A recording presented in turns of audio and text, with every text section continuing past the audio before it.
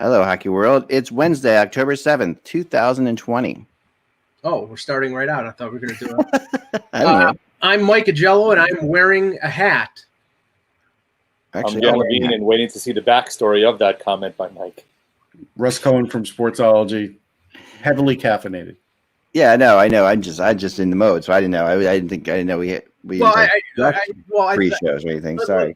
Let's just do this briefly for a pre-show because I mean it was rather impactful yesterday. The passing of Eddie Van Halen.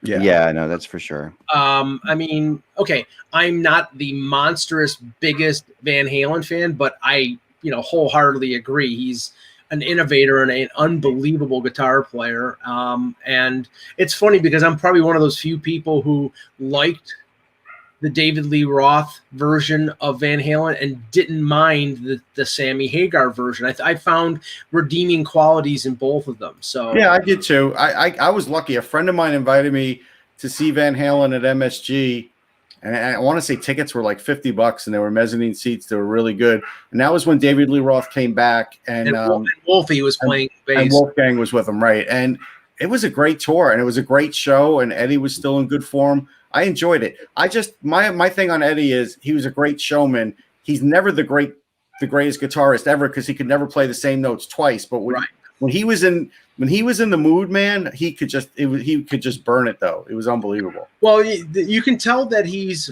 appreciated when guys like Pete Townsend and Eric Clapton have come out and said that he was, an innovator and extremely good. And of course, everybody knows he played the guitar solo on Beat It by Michael Jackson. But, everybody knows that. I didn't know that. Yeah, he did. Uncredited, by the way, and unpaid.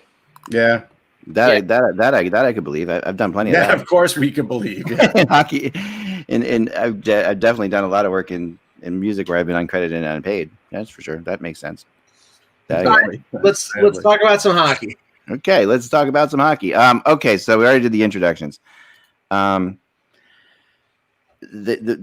was. I want to get one rumor out there really right now that's just burning me up and trying my best to find out information. So if I have to jump around, I'm going to be doing this research on this. Right.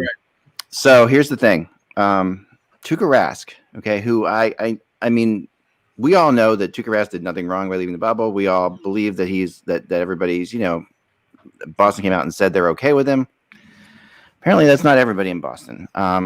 There's a fan revolt going on there, Act. I mean, it's not just a fan revolt, though. There are people actually within the organization, certain people who have certain say and certain, there is a fan revolt going on. But so the rumor is, that Colorado is pushing hard to get Rask, and that the Bruins are really pushing hard to get Marc-Andre Fleury. That apparently Patrice Bergeron and Marc-Andre Fleury are tight, which I didn't know.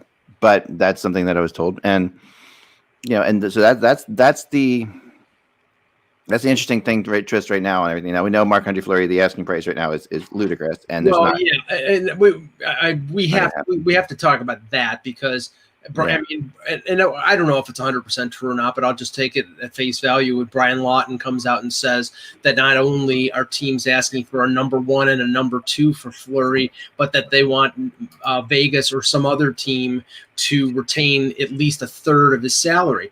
Okay, good luck. I don't think Vegas is going to give that up. Like I said yesterday on the second half, I think Vegas may buy him out because if they're going to be held hostage like that, screw that. I know. At some point, they might have to. And where does Marc-Andre Fleury end up? I've always thought Minnesota was where. I know Bill Guerin won some big time. I know that's something that's definitely out there. But if the Bruins were to move Rask to Colorado, it does make some sense that they would go after Marc-Andre Fleury. I could see the logic in that. I could see that playing out. Minnesota might not be in a position to make that deal any longer, taking on almost $4 million in salary with the trade that they made today. I'm looking to see what their cap available. I mean, they have $8 million in available space, so then they probably could afford to do it. But I don't know. I mean, right now their goaltending is Alex Stalock and Kaapo Kähkönen. And yeah, I mean, it's not bad. Actually, I'm okay with that goaltending. I don't know if they're going to do anything. I was thinking this was true, and I went back and looked.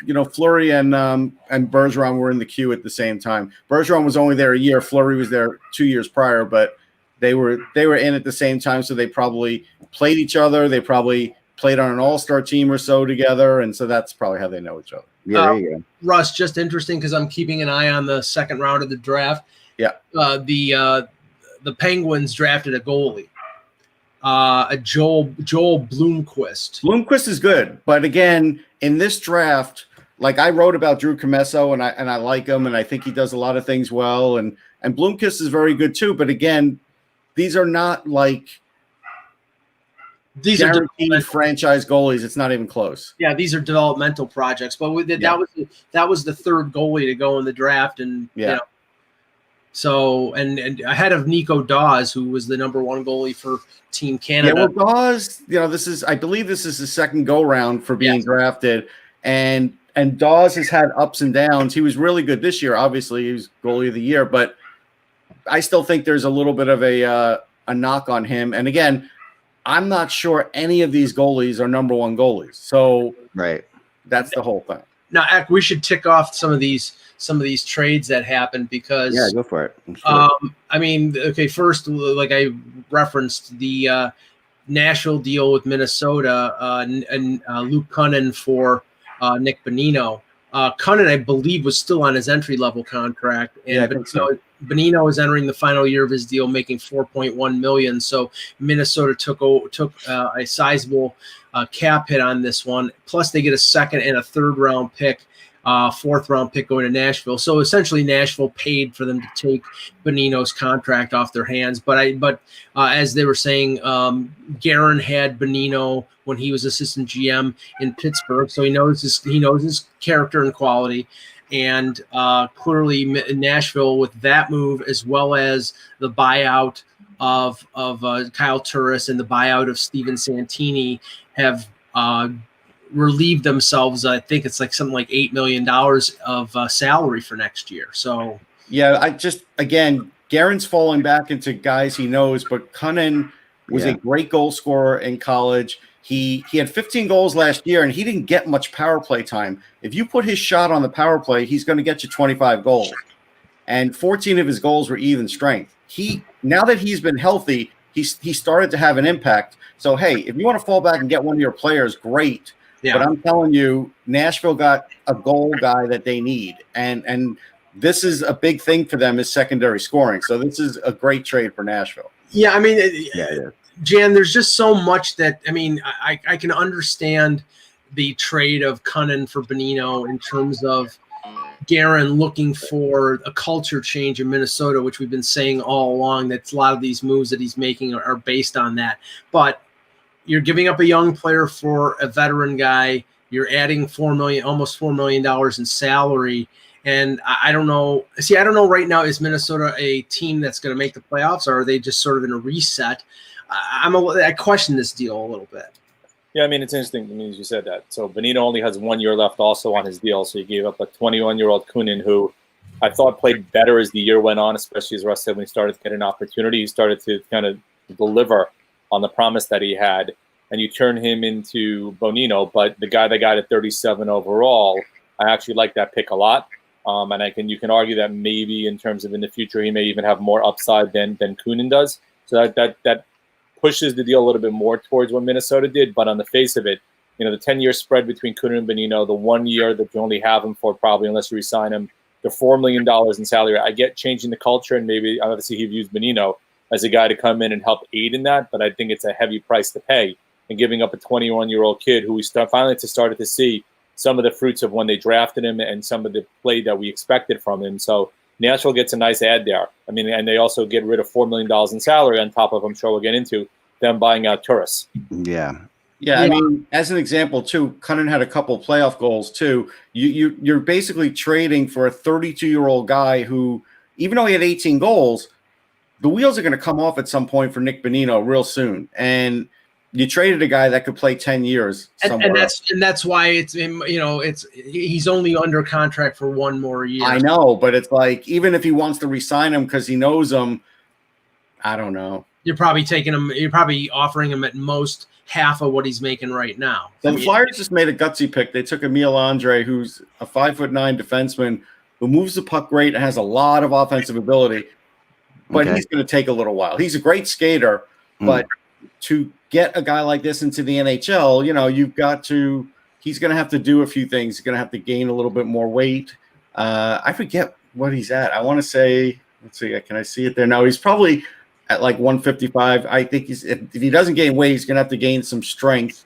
He probably will need to. He's good with puck possession. This is a good one. This is like, hey, let's gamble a little here because this is an offensive defenseman. Yeah, power play. They don't do that very often, Russ. No, they don't. I have him at 5'8" and a half, 181 pounds. Oh, he's at 181 already. All right, that's pretty good. But again, there's going to be some transition stuff because he looks great in open ice. I don't know what he looks like as much in tight quarters. This is a good question. I was wondering too, Russ, that Anthony asks here. Mm-hmm. I don't think that's the case. He is a smart kid, and I don't think, and he's not stuck on himself or anything. I think there must be teams that feel like he's not going to play center and he's going to play wing, so that then his value went down. I think it's just as simple as that. Right. We're talking about Perfetti for those of you who are just listening to the show. We should put that. Oh yeah, sorry, yeah. I never do that myself. Now, the other interesting trade, and we can go on for this for a while if we want to, was Ottawa getting a goaltender, which we said that they were going to have to. Yep. Trading a second-round pick, 52nd overall, and Jonathan Gruden. I know, Russie, I know you liked a couple years ago. Yeah. For Matt Murray. Now, this is the thing. Matt Murray has a year left. He's arbitration eligible. He has a year before UFA. I would be surprised if I'm Matt Murray. I don't know if I sign any more than a 1-year deal and see what the market holds. Although Ottawa's got a lot of cap space, I don't know. I don't know whether Ottawa wants to spend money for multiple years while they're rebuilding on a goaltender. And maybe this is a marriage of convenience where it's a 1-year deal and then they see how he plays and maybe they offer him money then. But I don't know. I touched base with somebody that I know in Ottawa and said that he thinks that the Sens would offer a 3-year deal at around $5 million. I don't know. It's based on what the reports were that what he was asking for out of Pittsburgh. I don't think he's taken that offer. No, I think he's going to play it out and just see how it goes. But the interesting thing is, Gruden was like my sleeper pick in 2018. He played on the same line as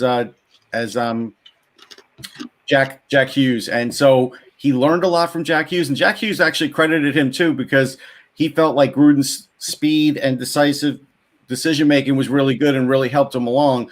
He's a guy who comes from a hockey family, and so like as an example, when we look at these Pittsburgh guys and you look at someone like Teddy Bluger, I think Gruden can be a lot like that and probably even a little bit better, but he's really good all around. And so this is a good pick because they got a good guy for the feeder system, which is what they desperately need. And the other interesting thing about Ottawa was apparently they offered their last pick in the first round to Columbus for Unis Korpisalo, and Columbus turned it down. So that tells you that Jarmo is putting a hell of a lot more value on Korpisalo because he's got a low salary, and based on him coming off this great year. And Ottawa had so many draft picks that they were willing to trade a first, but that wasn't enough. So if you put those offers head to head, Korpisalo at $2.8 million for a couple years and giving up a first, or signing Murray and probably having to pay him $5 million for a year with the deal that they made. I think I probably would have gone for Korpisalo because it was more cost effective. But interesting little rumor I got here too that the Preds may have interest in Taylor Hall, which. Okay, I haven't really talked about them. They've got to stop doing this. They really I haven't talked do. to them about that, Honestly, I'm not in favor of that. I don't think it's the right mix for them. I think they've got to stop relying on bringing in, big name talent and hoping that they're still going to bring the same kind of gusto. It's like, you know what? Go with another streaky player, Russ. You're right about that. Like he's another streaky scoring forward. That's all the Poils picked up in the last several years. I know, and it's just scoring forwards. They're using the attractive qualities of Nashville. I believe Tennessee is another one of those no tax states. It's the country music. I mean, I get why they would do that. I mean, honestly, if they were going after Pietrangelo, that would make more sense. Yeah. Yeah. I don't think that I think Pietrangelo is pretty set on where he wants to go, though. The different and Taylor Hall. I mean, I still think I've said all along that I think he wants to go to Calgary. But the question is this: like, there is a possibility that Taylor Hall goes someplace short term, and that's been brought up a lot the last couple of days. Well, he wants to end up in Calgary. That's what. If he was signing a 7-year deal right now, it would only be with Calgary. I understand. Well, here's the interesting thing, because going back to Pietrangelo, the talk has been obviously the top two teams targets in terms of him going would be Vegas or Toronto. And Vegas, until they move Fleury, I know they can go 10% over the cap, but until they move Fleury, I think they're paralyzed in terms of being able to go after Pietrangelo. Yeah. Because then okay, you're in a bad negotiating position right now because you have Leonard and everybody knows you have to trade Fleury. If they go after Pietrangelo and sign him and they're 10% over, the price to take on Fleury goes up even more. Yeah, no, but I think that's like we talked about this before with like the Nylander thing. If the Leafs sign him and they go over then the price on Nylander, it's the same kind of situation, right? These once a team knows you have to trade a guy, you have to trade a guy, and I think that's why when you tweeted or texted what you mentioned yesterday in terms of a potential Nylander deal, I think that only happens if they know for sure that they're getting Pietrangelo. That's the only way it happens, and otherwise there's no point in making the deal. Yeah. Well, there were a couple picks yesterday that were made. I was told that where they were working on trades, they ran out of time. Yeah. They liked the player. The team they were talking to about a possible trade for that pick also liked that particular player. They made the deal, and they're going to see what happens from here. So I think you could see some of these guys that were just picked, moving pretty quickly. Okay, that's dangerous, though. I mean, it's extremely dangerous. Yeah. No, it is, but but what else can you do in that situation? They're kind of stuck. I mean that's an interesting thing. I want to bring up something that Esmir brought up here. He liked what Doug Wilson Jr. did yesterday with the sign language. So I wrote about Ozzie Wiesblatt 2 years ago. 2 years ago, Shane Malloy brought him to my attention. I wrote about it on Elite Prospects and about his whole family situation and his mom being deaf and bringing up 5 kids. And it's a tremendous story. I was practically crying when he got picked. I saw him playing the Top Prospects game. He's a really good player. I actually think that's what really helped start the rise in his value. And I met him and his agent after the game. Just a solid kid, solid family, just an amazing story, really. I got to check that one out. We should repost that somewhere time. It's all over Twitter. It's all over my timeline. Trust me, Elite Prospects is taking advantage of it. Don't worry. Very good, very good. But yeah, we'll definitely have to go check it out for sure. Before continue on. What's that? Go ahead, Joe. Continue on. No, I was going to say, why don't we just quickly scan through some of the picks that were made yesterday, and in terms of whether you think that they were good selections or not, Russ. I mean, is there anybody in the first round that you thought was picked way too high or way too low? 1 sec, sorry, and then I'll tell you. One thing I'll mention real quick, because Esmir said, "Hey, Wilson Jr. looks like a really cool guy." He is, and he's a Jets fan, so we talk about the Jets all the time. That's cruel and inhuman punishment there. Listen, he's a diehard Jets fan. He's not just a Jets fan. He is a diehard fan. He is a diehard Jets fan. All right, so let's do it this way. The top 3 picks were basically chalk. Yeah. We knew it. It was just a question of Stützle, Byfield, or Byfield, Stützle. So it goes full Frenier, Byfield, Stützle. Then obviously that wild card, that hinge in the draft. Yzerman takes Lucas Raymond. I don't think it's a bad pick. I'm just a little. It's not that big of a reach. It's not. No, it's not at all. He's a hell of a player, man. Ottawa takes Jake Sanderson ahead of Drysdale. Drysdale goes to Anaheim at 6. Again, we thought both of those guys were going to go in the top 10. It's just a question of who teams like better on their list. 7, Jersey goes with Alexander Holtz. I love the pick. I had him going to New Jersey. I think New Jersey saw the same things I did. And I think they saw that they need goal scoring, and he is a goal scorer, but he's also able to get assists too. But he's a very creative goal scorer with a great release on his shot, and those are things that translate well in the NHL. So No, I think they saw the same things in that. Look, I like the pick of Jack Quinn to Buffalo. I talked about, because of you, Mike, on Sirius about the stupid picks at 8 that the Sabres fans are focused on, which is dumb. It really is dumb. But that's their prerogative. Perfetti, that was a little bit of a fall, no big deal. Askarov did sort of take the trip that I thought he would, and good for Nashville for standing up. I think Florida did great with Lundell, and I thought the Oilers got a steal with Holloway. Like, that's something where that's a big deal. We called it on the show yesterday. We know Bill Zito's connection to Finland in terms of people he represented as an agent, and Tim Thomas, who played over Finland, and put 2 and 2 together about Lundell, and that ended up being. And I pronounced his name right, so Zito can't correct my pronunciation on this one. So that's a big deal in my eyes. But Amirov is a hell of a player, and I do want to talk about that because I don't get Leaf fans. If you didn't watch the World Juniors, fine. If you haven't seen any highlights of how he started off the KHL season, then you're just simply missing out. I mean, he is a guy who plays two-way, smart hockey. He will get you 50 points in a season. He will bother the other team. He will play hard minutes. The Leafs need guys like this. Everybody's talking about the Leafs being too soft. Well, he is not soft. So I don't understand it at all. Montreal just traded down in this round. They got pick 124 and a second-round pick next year. Whoa! Yeah, that's smart. So they traded. Because they had 11 or 12 picks. Every year. They already had back-to-back picks. I really want to do. Every year I want to do a thing where we have where we take every number in the draft, hand it out to all the readers, and win a prize if your particular number is traded. Pick number 54, 102. I got to remind me. I'll tell you the worst pick in the draft because Esmir and other guys want to know about it, and I'm just going to call him Shaq. Shaq at 20 is mind-boggling. He is such a project. Yes, he's got a great shot. Yes, he started the season strong. He would have been there probably in the beginning of the third round.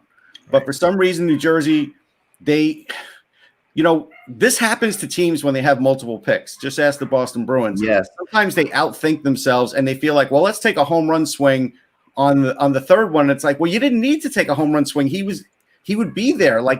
If you would have just played out the draft, he would be there. And they ran to get this guy, and this was the biggest shock of the entire draft. And I think Ottawa is doing a really good job this year with all their picks, Russ. I think that they're doing. Yeah, Ottawa's done a good job again. In the first round, they Cam was going to say something.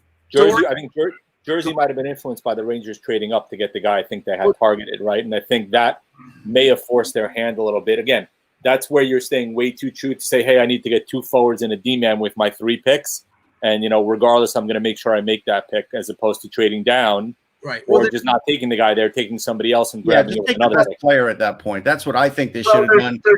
There's never been any complaint about Dorian's ability to scout. I mean, he's always done a really good job. I just want to go back to this for a second because Amirov, I asked in a question in a conference call this morning, and the Leafs, it was challenged because it was a Zoom situation. He's over in UFA, and they had a translator, and the translator was translating in between every sentence. So he didn't. I asked him who he modeled his game after, and after about 5 minutes, he said, "Well, I like Matthews, Marner, and other players on the Leafs." So I don't think he's not those guys. And then he said Kucherov, and if he's anything like Kucherov, then that's a grand. He's not Kucherov either. But that's okay. I mean, always shoot for the stars, man. I mean, this is the, and I'll just be brief on this. This is the situation with Leaf fans. Everybody was from Craig Button to every other mock draft was saying the Leafs should be taking a defenseman. The defensemen that were on the board at 15 were not 15th overall worthy.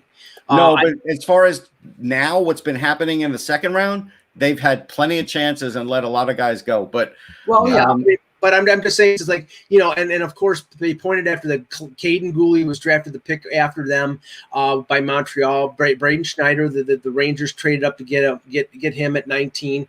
I'll grant you that. I think that Amirov was a really good pick at 15, and I think that the Leafs were trying to get a defenseman in the second round and missed by a few picks. So we'll see what they end up picking in the rest of the draft. But I don't think it was a bad pick at all. I actually think it was a good pick. And people have to realize, Leaf fans out there, they have to realize that the defenseman that you were taking at 15 potentially was not going to help you this year. That's no free agency is going to help. No, you mean like Ryan O'Rourke, Mike?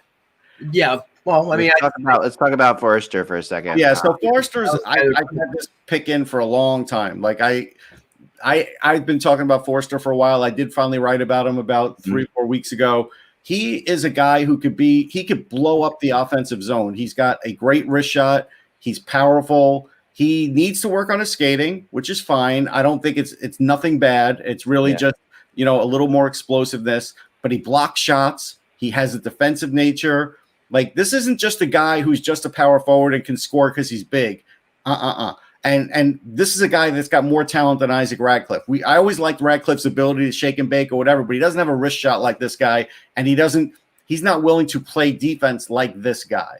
And so this is why this is a really great pick for the Flyers, and I'm glad they did it over Ridley Gregg. I think that would have been just too much talk and distraction, and Mark was sort of bringing up, even though Fletcher said, well, if I want to pick him, we'll pick him, and he didn't. So I'm glad they didn't. But I really hated that, Russ, because I was talking to my sources in Ottawa at the time this was happening, going back and forth on text, and they wanted Forrester. That was the guy that the Senators wanted, and they ended up getting Gregg. But they really wanted Forrester in the biggest way. Like that was that would have been tremendous for them. I will bring up Schneider in the sense that I do think Schneider's a really good pick, and I'm just going to bring up the catchphrase that Jeff Gordon said is completely wrong. And I just want to tell people it's completely wrong. Don't tell fans that you watched the Stanley Cup this year and you're drafting toughness based on what you saw this year, because you're not going to see Schneider for 4 years. And they did the same thing. Glenn Sader said the same thing about Dylan McElrath, but luckily Schneider's not Dylan McElrath. But don't give that line to the fans. It's a bad line to say because it's completely untrue. I can tell you at least 5 people in my blog yesterday referenced the McElrath pick. Yeah, well, that's why, because they heard the same phrase, Jen, and that's just going to set off fans. And it's just Schneider's got a much better skill set and a much better skater, and can produce that offense compared to McElrath. It's like night and day as of right now between the two. Right, but it's a good thing you said as of right now, because there's 2 things that could always happen. When you get Schneider, if you didn't get him for his all-around play and you got him for his toughness, what if in 4 or 5 years he can't plaster a guy against the boards anymore? Like that could be an issue. And I do think he is still going to have to up his skating like a lot of other players. He does have mobility, but he has mobility for the level he's at. He can't rest on that. Right. Lawton is apparently Brian Lawton is saying that the Leafs are really trying to trade Nylander right now. And I wrote this earlier today too, that I was told that these next couple rounds are where they really want to do it, that they want it happen today. And one source going as far as saying that if they don't trade him today, they're not going to go after Pietrangelo, which is interesting. I don't know. We'll see how that plays out. Well, Lawton has good sources. Very good source. Lawton's very good, especially with Toronto stuff in general. Russ, the Leafs are up at 59, and a guy that you projected as a first-round pick is still on the board in Poirier. Yeah, I would take him. And unless he goes 58 to the Bruins, right? I mean, it's right. Bruins took Mason Laurie. Here's the thing about Jeremy Poirier: skating ability, stick handling ability, shooting ability is amazing. Defense needs work. He does gamble with the puck. Now, I had a conversation with someone today. I won't say who it is, but they said he'd be an unbelievable left winger. And there is some truth to that. Yeah. Just like the same way like Ron Greshner played, on the wing and he played on defense because he was so offensive. It took him a while to get his defensive game back. He was filling in because of injury, but he could do it. This is the kind of guy that actually could do that. But I would take him because I'd be like, you know what? The Leafs have had very good luck with defensemen. They've actually done a very good job of developing defensemen, and I think they could develop this guy. Maybe he takes a little longer, but all the other skills you want in an NHL offensive defenseman are there. He's the only defenseman in the draft that scored 20 goals. I take the shot at him. I do, but that's only Boston didn't take him, so that's good. I would take him. Yeah. We're still in the second round. Yeah. We're 2 hours in already, and we're still in the second round. Can we talk about that for a second? This is bad TV today. I'm sorry. I mean, if for us, I mean, obviously For me, it's great. This is like, I mean, Russ, this is great for Russ, for the rest of the world and people who know prospects and everything like that. But even if you enjoy it, we are really, really dragging this. How many rounds are there? 7. Right. We got 5+ more still to go. They do speed up the time though, right? Like, yeah. To answer Vepsis, yes, I had a lot about Amirov when I was on Sirius. I picked him, I think, in my mock to go 20th to the Devils. And they asked me, well, who could possibly go higher than, what you have listed? And I said, Amirov. I had him 19 to Calgary.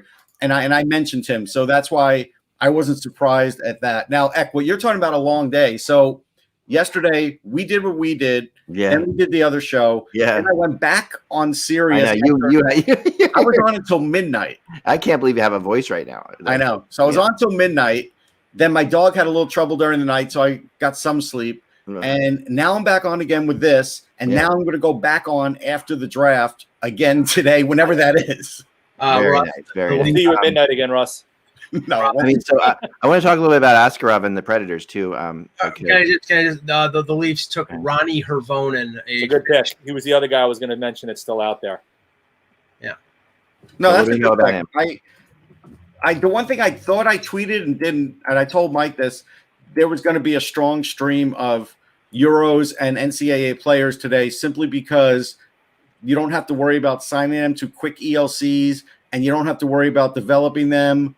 And that's something now in this flat cap world that's very attractive. And that's why we're seeing a lot of them. I'll tell you something else about that. And this is a little bit off the side, but you're right, Russ. And this is that that a lot of the free agents that are talking to teams now are going to have to sign these deals where, of course, without signing bonuses, because there's no money to be given signing bonuses, but also in deals where you have, them increasing over time, where they're getting paid less the first couple of years. And, so where you normally see it the opposite, usually, see but because of the flat cap, a lot of them are going to have to actually take less money. And that's a thing that people are really, really conscious of. Every team I've talked to is trying the same thing. They're trying to set up their UFAs in situations like that. Actually, Alan Savage is asking about Neighbors, and he is Craig Berube with more talent. And that's why I think the Blues got him, because he has the same mentality Craig Berube does. Well, maybe I'll see him. Maybe I'll see him fishing down the shore. Maybe. Well, yeah. Well, it's interesting today, and the deadline is 5 p.m., but we've already heard Athanasiou is not being qualified with Edmonton. Right, that's a pretty big name not to get qualified. Yeah, Evan Rodriguez is not being qualified with Toronto, which I wrote about earlier in the week, and I didn't think they were going to do it because the qualifying offer would have been over $2 million. What's his name? Vinny Hinostroza from yesterday. Arizona didn't qualify him, so a lot of teams are basically to say, go out and test your wares. Yeah, a market where nobody's got any money. Evan Rodriguez could end up coming with his tail between his legs back to Toronto and say, "Could you give me that $700,000 offer?" Because I don't think a lot of guys. These are it's going to be very tight fits for a lot of these teams, and I don't think a lot of these players are getting anything more than league minimum deals. But Mike, you remember I did tell you I felt that Rodriguez was going to test as much as he could. Right. Oh no, you hit a dead. His agent came out and said, "Well, we just couldn't fit things together." Oh, gee, there's a shot. No, he wasn't. He was never. This has nothing to do with the Leafs. He was never going to sign with anybody. He really. This is his one chance at the best contract he's going to get, whatever that ends up being. And so I think they were taking that swing for the fence no matter what. Richard Drusky, what is Tampa Bay's plan on moving players? Johnson, Killorn.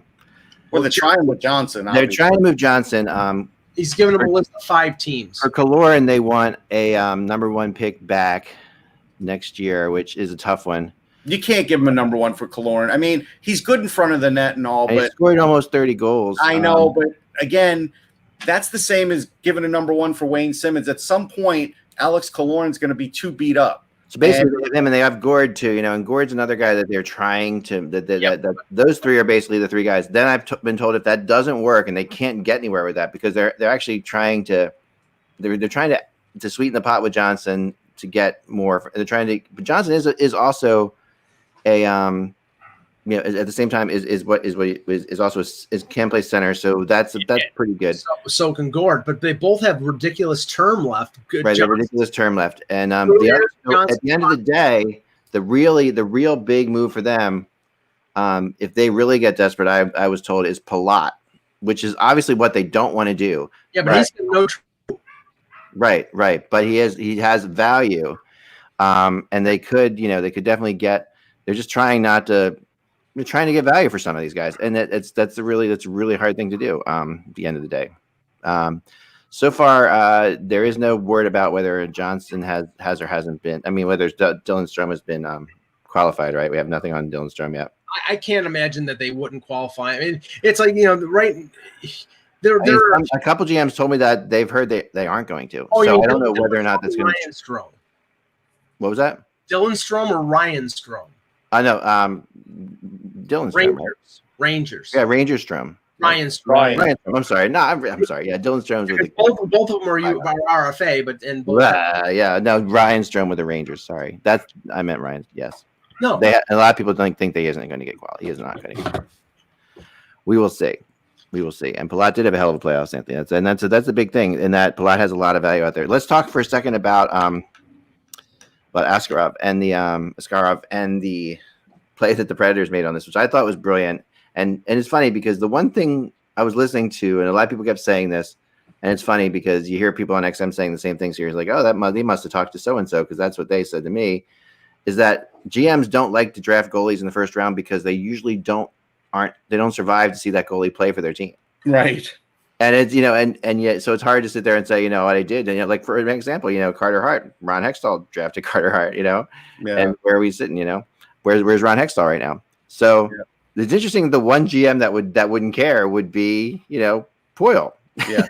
And, he should have really thought more about that as it was going along because it's like, he doesn't, he's GM probably for as long as he wants to be. And if this is a gutsy pick for them, Eck, because they haven't had great luck with Russians, and they need quite a few things in their system too. And like when he was, I was looking at the teams, Nashville, Minnesota, who's going to be the team that steps up and gets them. I'm proud of Nashville for doing it because they're gonna they're gonna get the benefit of it. I think they will, and if he, depending on how long it takes him to play, and some people think it could be sooner than later, right? I mean, he's one of those guys they say could be playing in 2 years, right? Or he could be playing in 2 years, but also the problem is he's going to come over. He's probably going to only sign a 1 year ELC, but the issue is he's the best goalie in the KHL, so they're going to offer him like $1.5 million. And is he really going to come over for his ELC right away when he could pull in like $3 million before he hits the NHL? That's the real question. It'll be up to how competitive the guy is, basically. Like that. Yeah. That's what you see in that situation. I mean, the KHL players they want to come to the NHL. Yeah, but Samsonov took his time. Kuznetsov took his time. Like it depends. Samsonov took his time because of Braden Holtby too. Like you're talking about, but Kuznetsov doesn't have a goalie. Sure, Kuznetsov could have come. Tarasenko could have come anytime they wanted. Yeah, that's true. That's true. And I mean, the Preds do have a good goalie in the AHL, but they don't have a guy that's going to be blocking Askarov from playing. So, that. No, I don't think so. Ingram's nice, but I don't think he'll block Askarov. Yeah, and so that changes things a little bit. I think that changes things a little bit. Anybody out there, Russ, that you're still you still feel like should have been drafted? Like that, I know where you're trying to probably keep track as we are here, but it's one of them. Yeah. Let me look real quick over. Keep talking. I'll tell you a few. There's always a couple guys. I also, I like the celebrations on Zoom. I just still feel like horrendous for these guys who don't get picked, and are sitting. Oh, sure. But they're, again, hockey players are good soldiers, man. Yeah. And they knew this was coming. But to be really honest, would they like to be on stage? Yes. But you know what? They are sort of happy being with their family, honestly. I think it's less stressful to do this than it is to sit in the arenas waiting to get picked. Like, I think. Here, Russ. Okay, I'm looking. No, I got a few. I would go Ty Smolanek. Mm-hmm. Ty Smolanek's got a lot of speed. He had a bunch of injuries. We have a trade, boys and girls. Yeah.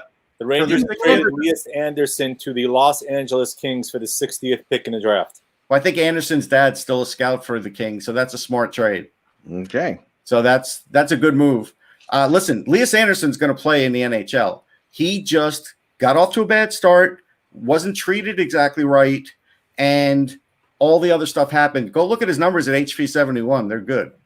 So seventh overall pick, wasn't he? Yeah, he wasn't maybe worthy of that, but I got to tell you, he's a decent player, and he was their best defensive player a year ago coming into the season, and it all fell apart. So there's more to it than just he can't play, because he can play. But getting back to suspended right now for 5 games. So okay, for what?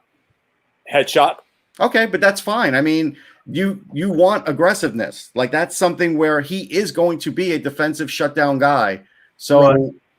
if he's going to play on the edge, you got to remember they don't put up with anything. Russ, are you surprised that Foodie is still on the board? No, because he is a definite project. He's got a lot of speed, and he's a decent face-off guy, and he could score some goals.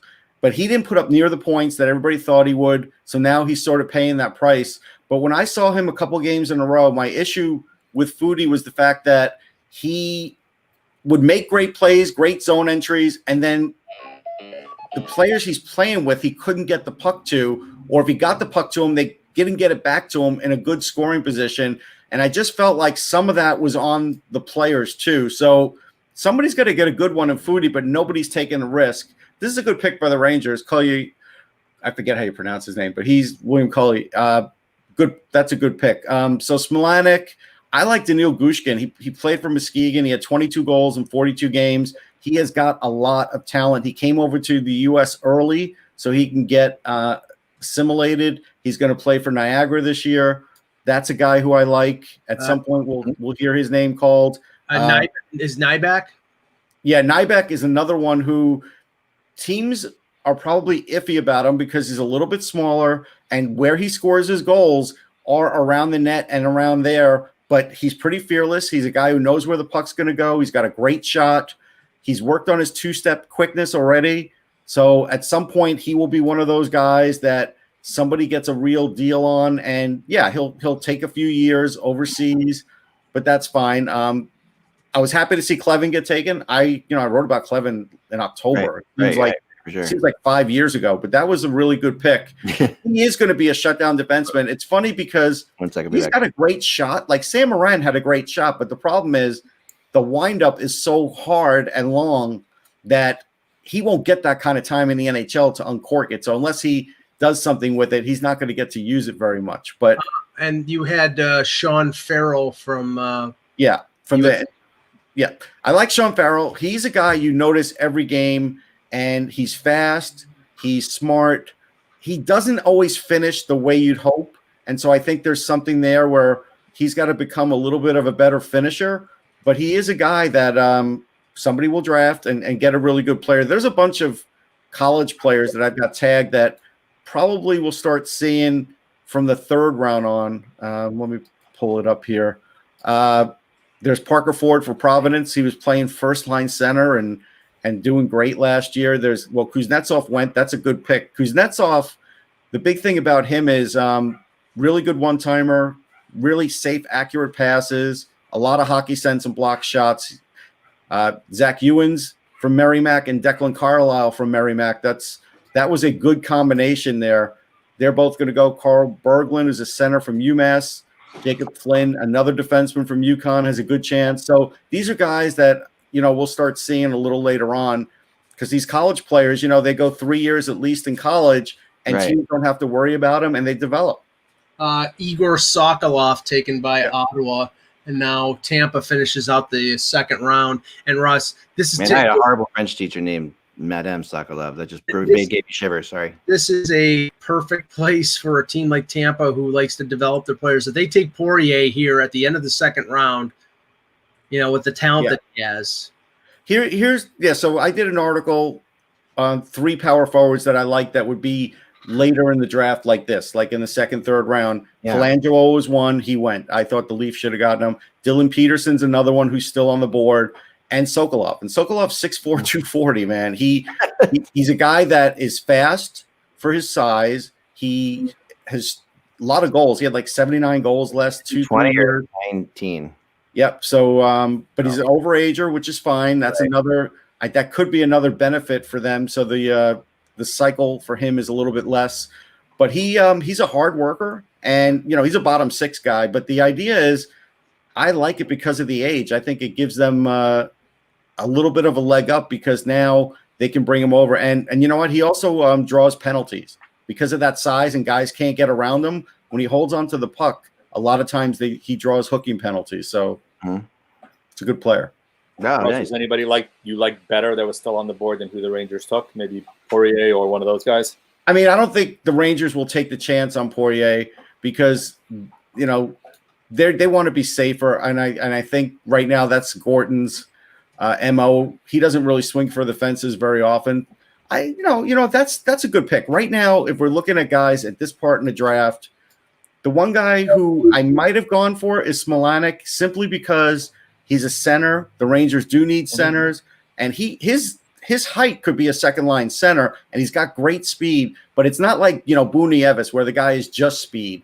This guy has finished to him, and he's going to go to college. But that's okay. I mean, they did get a good pick here. So the Rangers, that one I like a lot. I think it's good. And the Sens took Sokolov last, and that just took him. So, Ak, have we heard anything about rights being traded for Hall, for Pietrangelo?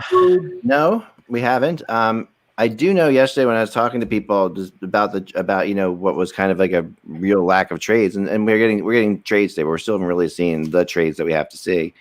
Was that this is just kind of overwhelming? This whole thing with the whole Zoom thing and trying to keep everything going. They just want. I hear tonight. After this is all said and done, if they can still stand, because it's going to be probably 11:30 at night before this ends tonight. But whenever this is I can't do that.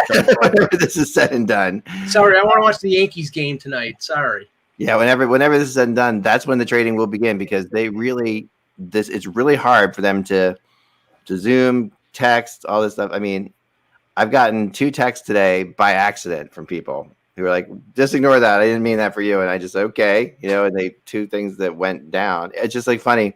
I mean, they're not big things. They're just little, who's going to get drafted next type things. But yeah, it's, they're trying so hard to get this, thing going. I don't think we're going to see anything until, we saw the one trade before. The biggest trade so far was Murray today. And I don't think we're going to see anything that size in this, because if they do pick up the pace of this, which they have to, then don't they cut it down after the second round? Russ, isn't it like 2 minutes? Yeah, it should be. But I don't know. In the virtual world, they may not do it, right? Yeah, I mean, they have to. So Tampa finished out the second round with Gage Concalves. Yeah, I don't know him. Yeah, that's their first pick, right? Isn't that their first pick they've had? I'm going to give you the secret to when I go on the air for day 2, and for all these guys. Again, these teams have staffs of, like the Leafs probably have 20 scouts. Yeah. And then there's some teams that have fewer. Certainly the Sabres have fewer right now. No, but the Rangers have a ton. So what's that? When I'm on day 2, a lot of times I will let the host know, hey, I know this guy, I know this guy, I know this guy. I can talk about this guy, I can talk about this guy. There's plenty of guys I can't talk about. I couldn't have talked about Shaq yesterday. I couldn't have talked about the pick that Yarmo made, Chikinikov, at all. And the fact that Yarmo said, well, he's in our top 10. Right now, Yarmo's got such a reputation that nobody's going to call him on it. Yeah. And he's going to get back in there and watch more film. What the hell have you been doing? Well, that's the funny thing. If people only knew the amount of time that I put into this, and I know. So the one thing I'll say about the Rangers pick is, it's interesting because they've talked about becoming much more of a north-south team and a harder team to play against, as opposed to an east-west. The guy they took kind of fills that bill, right? Hard shot, difficult to play against. Yes. I mean, the descriptions of him: big body, good shot, clearly willing to drop the gloves. It sounds almost a little bit like Tom Wilson. I mean, granted, obviously you'd love to see he stands out that way, but in terms of style of play is what I mean. Style of play, yes. I don't think he's the athlete Wilson is, but yes. Man, people have to remember, Wilson, even aside from his goal scoring when he was at Plymouth, he was an amazing athlete. This guy was tremendous in the broad jump. He is just a natural talent. The fact that he's a natural asshole just adds to his value. Whoa! Not all of us can say we're a natural one. Sometimes it's sometimes it takes years, but hey, right. Better to be natural than not. Exactly. But Oh no, my goodness! but So, nothing. by the way, so before we get out of here, while we're getting out of here relatively soon, I do want to throw this out there too, and that is that we'll be back tomorrow doing a show as well, but a quick show basically. But then on Friday we'll be back with Kevin Allen and other folks as well, and we'll be going on at 11:30 a.m. I'm not sleeping this whole week, honestly. Yeah, I mean, just this is the equivalent of like writers playing 3 games in 4 nights, I think. Yeah, I'll order my wings ahead, but it's not going to be from the Anchor Bar because I don't. Yeah, I ordered my chili con queso to come today because I'm like that's usually my power food to get through something. I had Taco Bell. I loaded it up, and that's what's fueling. That's what's fueling me. when you just don't care anymore, Russ. Yeah, and really at this point, everything else in life is secondary to what's going on. I know, and then we have families, and you're the same way. So I have to push it all like aside. I had a family crazy thing last night, so I'm like absolutely out of my head right now, exhausted. Yeah. But we're gonna keep pounding on here. And Russ, I have to say the question that I asked Kyle Dubas must have come home. It must have been something in his mind because they've taken now their third non-North American, a Tori Niemela, a Finnish defenseman. Yeah, him I am unfamiliar with, although I could look at World Junior. People that have no idea what they're heading for. The one thing I want to tell Michael Cohen, which is interesting, I don't go to Europe, but I actually was thinking about going this past year until everything happened. But you could cheat. You could go to the international tournaments like the World Juniors. You can go to the U18s. You could go to the 5 Nations. And a lot of those guys are there. And that's what I end up doing if I can't get to Europe, which I haven't done yet. Yeah, it's not Tori. It's Toby Niemela, a right defense, 556 pounds. Toby Niemela. Wow. Okay. There you go. I forget there was some. Anyway, I'm losing my mind. I'm not gonna say it. It sounds like some kind of animal, though. I forget. This is one of those drafts, Mike, where after the first round, the Leafs are going to have to justify these picks for a long time because not everybody knows them, right? And it doesn't mean they're bad picks, but this is going to just be one of those that is going to be harder to sell to the fans than normal. True. Right. But, also at the same extent, sometimes easier because like they can't, at least they're not, they're going to have to sell anybody they pick. So they don't, I think at the end of the day, no one knows who these guys are right now to criticize them. It puts more pressure on them when Friday rolls around to make consequential signings. That's why I still think that there's a good chance that if Pietrangelo hits open market, I mean, they can cover up, picking players that nobody knows if on Friday they make the big splash. Not to say that that's the sole reason to make the big splash, but you really have to improve your defense. Otherwise, the same thing. They have to improve their defense, or else they're doomed to repeat history over and over and over again. Exactly. And and Dubas is not making a lot of friends out there. I'll say that he's not the most popular GM among the other GMs. So he has to really. I think that's not his fault, though. You know what it is? He is. He's younger, so that I think there is. That's not the issue. I think there's an aloofness to him. There is. There's an arrogance that he comes. I don't think it's arrogance. I think it's an aloofness. I don't think it is either. But I'm saying that perception's reality. I'm not trying to be a jerk. No, he shuffles to the beat of a different drummer. He believes in different things than some of these other general managers do. And he does believe that Toronto is like up here and everybody else is here. And that's they all believe that. Come on. Yeah, but that perception does not help him. Everybody who lives in Toronto believes that. That's true. Right. Well, that's Toronto. Mackenzie made the joke yesterday. On the map is Toronto up here and we're down here. It is. Mackenzie made the joke yesterday that Buffalo is part of Toronto. Like it is on national TV. Yeah, I didn't know that Liam McHugh went to the University of Buffalo. But that's a shame, actually. There is a reason that they call Toronto the center of the hockey universe because it is. And everyone else on the NHL loves that. They love that. They do love that.